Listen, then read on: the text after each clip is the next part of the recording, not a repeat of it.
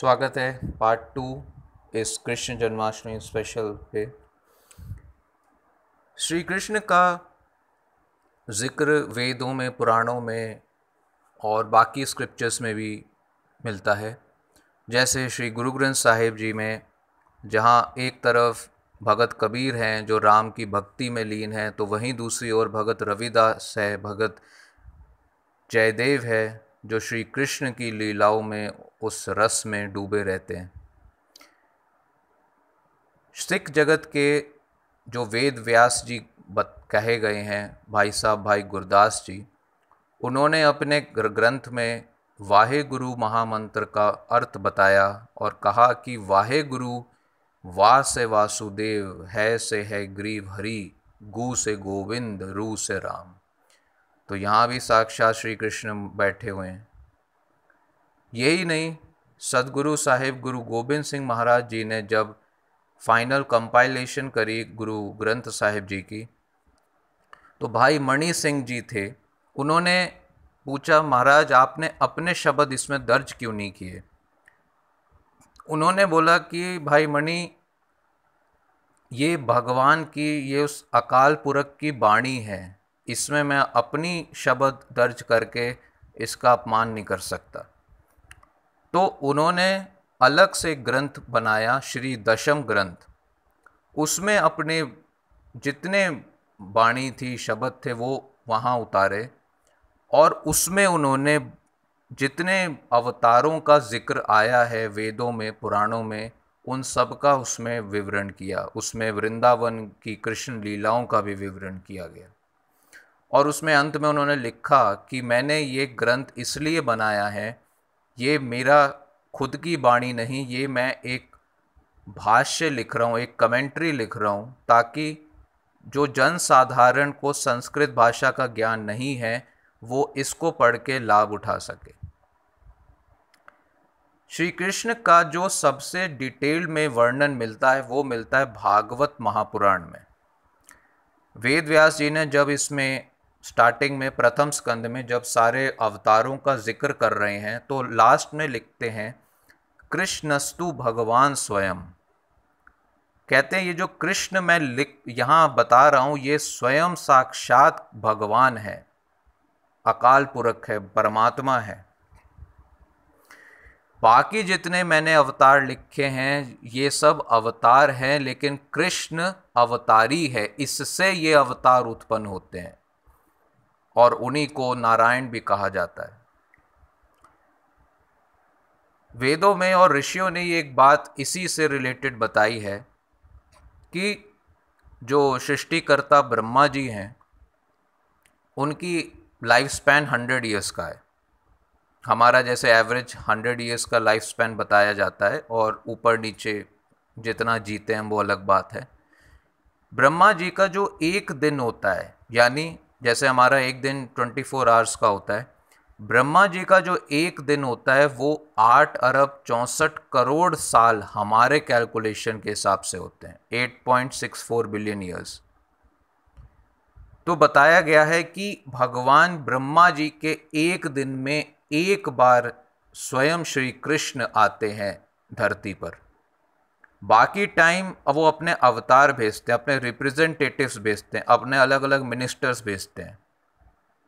हर जगह prime minister president नहीं जाता, वो लिमिटेड जगह जाते हैं, कभी कभी आते हैं।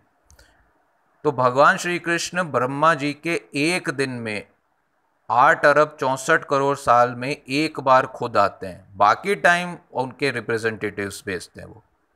तो ये जो 5,500 साल पहले वृंदावन में आए, ये भगवान श्री कृष्ण का वो ब्रह्मा जी के एक दिन में एक बार आना, ये 5,500 साल पहले था। तो श्री कृष्ण के बारे में भागवत पुराण में 10th वॉल्यूम में बहुत डिटेल में पूरा जन्म से लेके पूरी जो लीलाएं हैं उसका बहुत डिटेल में बताया गया है। तो आप सब पढ़ सकते हैं उसमें। तो भागवत पुराण जो है वो श्री कृष्ण का ही ग्रंथ है। फिर बाकी वेदों में उपनिषदों में भी कृष्ण के बारे में कई मंत्र हैं, वेद मंत्र हैं। और जैसे एक बहुत बड़ा एक महामंत्र हम अक्सर सुनते हैं, हरे कृष्णा महामंत्र, ये कली संतारण उपनिषद में दिया गया है। हरे राम राम राम हरे हरे, हरे कृष्ण कृष्ण कृष्ण हरे हरे। ये 16 शब्दों का मंत्र जो है ये महामंत्र के कैटेगरी में आता है। कली संतारण उपनिषद में ही एक बात और बताई गई, हरेर नाम हरेर नामेव केवलम कलौ नास्तेव नास्तेव नास्तेव गतिरन्यथा। ये जो प्रेजेंट युग है जिसमें हम जीते हैं, कलयुग जिसको कहा गया है, इसमें हरि का नाम, भगवान का नाम, कृष्ण का नाम, उसके अलावा और कोई गति नहीं और कोई रास्ता नहीं है दुखों से पार होने का। भगवान और भगवान के नाम में कोई फर्क नहीं होता।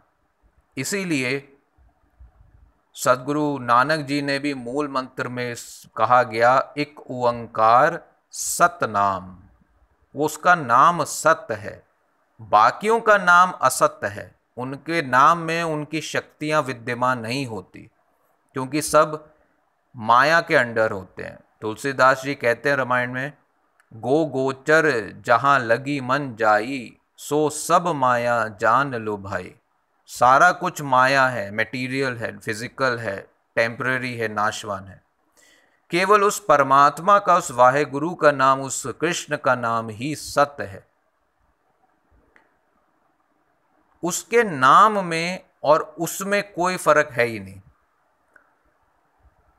पुराणों में बहुत बार बताया गया कि भगवान और भगवान के नाम में कोई फर्क नहीं होता। जो हम शब्द ये सुनते हैं, पढ़ते हैं भगवान, इसका थोड़ा मतलब समझ लेते हैं। किसी के पास धन होता है तो उसको हम कहते हैं धनवान, किसी के पास बुद्धि, बुद्धिवान। भगवान का मतलब होता है ऐसी पर्सनैलिटी जो 6 चीज़ों में 100% हो, यश, ऐश्वर्य, शारीरिक शक्ति, सुंदरता, ज्ञान और वैराग्य। ये जिसमें 6 चीज़ें परिपूर्ण होती है, 0.001% भी कमी ना होती, उसका नाम है भगवान। भगवान राम, भगवान कृष्ण, भगवान शिव, ऐसे हम बोलते हैं।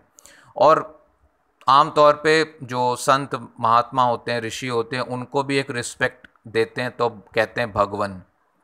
तो भगवान का मतलब ये होता है।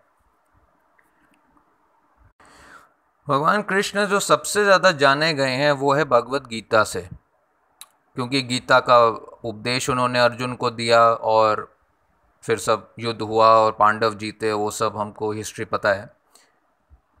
लेकिन कृष्ण ने जो प्रैक्टिकल अपनी जो भक्ति है वो आज से लगभग 500 साल पहले प्रैक्टिकली दिखाई दुनिया में। बंगाल में, वेस्ट बंगाल में एक जगह है मायापुर, उसके पास एक गांव है नदिया। वहाँ पे चैतन्य महाप्रभु प्रकट हुए थे। कुछ लोग उनको संत महात्मा मानते हैं, कुछ लोग उनको भगवान कृष्ण का सबसे बड़ा भगत मानते हैं, और कुछ लोग बोलते हैं ये साक्षात कृष्ण ही थे। उन्होंने जो भक्ति का प्रचार वहाँ से शुरू किया तो उन्होंने प्रैक्टिकली दिखाया कि भक्ति कैसे की जाती है, कृष्ण क्या हैं, वो सब डिटेल में दुनिया तक पहुँचाई बात।